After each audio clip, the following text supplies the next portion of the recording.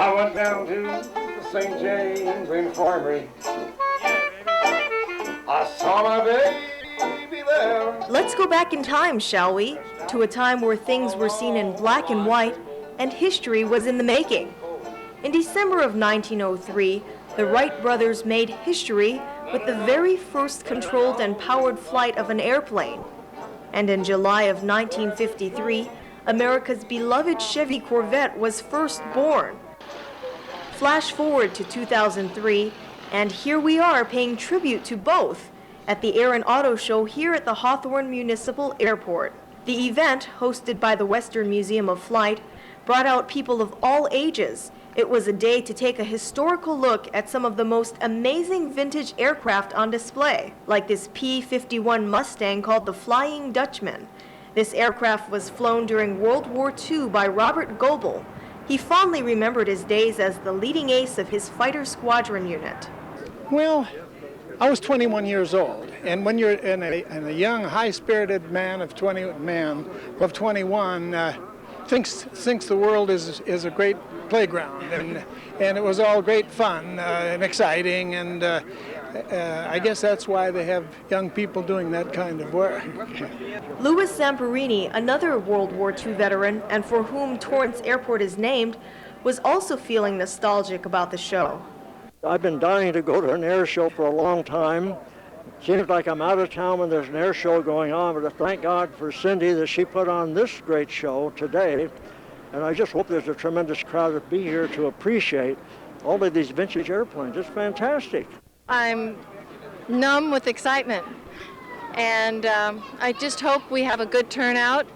So far you have. To put on an event, it costs a good deal of money, but I think it's proof that this community would benefit from having another airfare and events periodically throughout the year. The Flying Dutchman was one of only many various aircraft to see at this aviation lovers event. There was also a Curtiss C-46 Commando, which served in both the Korean and Vietnam Wars, and an F-14 Tomcat, which you may remember from the movie Top Gun. Due to budget constraints, the city of Hawthorne modified their plans for the original air show, but Mayor Larry Guidi was still happy with the turnout. I really have to thank, the Western Museum of Flight for putting this on, because it really helped the city. And if this is a thermometer of how many people showed up for this small scale, can you imagine next year when we put on the large scale how many people are going to come? I think it's a great day for the air show and the car show. And I am so happy that at least a portion of the airfare was done. Bringing back a scaled-down Hawthorne Airfair this year is just my dream, and it's the city's dreams. Oh, it's wonderful. I'm a pilot, and I'm also a Corvette freak, so I got the best of both worlds. The highlight of the event was this Lockheed Constellation airliner called Camarillo Connie. It is only one of 4 flyable Constellations in the world. The Camarillo Connie was built in 1956 and was personally flown by Howard Hughes in a record-setting 7-hour non-stop flight from Los Angeles to New York. In the minds of many aviation lovers, it is one of the most beautiful aircraft ever designed. But what was it like to fly it? Fun. It's big. It's fun. It's a lot of fun. The Corvette collection on display was enough to make anyone trade in their SUV or family van.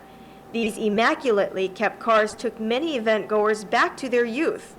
And if that wasn't enough, there were also many booths filled with great memorabilia and old photographs.